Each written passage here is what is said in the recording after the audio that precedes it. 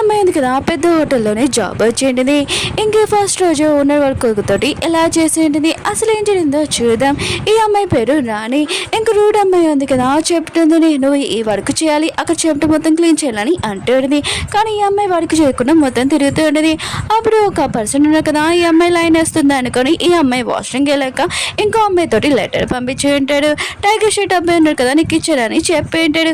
ఇంక ఈ అమ్మాయి ఉంది కదా ఆ లెటర్ చూడగానే తనకు చాలా కోపం వస్తుంది. అందులో వన్ నైట్ స్టాండ్ ఉంటుంది.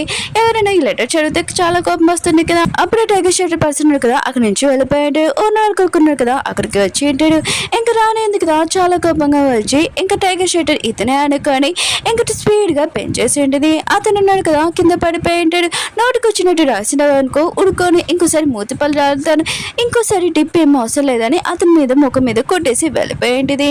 ఓనర్ వాడు కొడుకున్నాడు కదా అడుస్తూ ఉంటాడు కానీ తన పలకుండా వెళ్ళిపోయింటిది.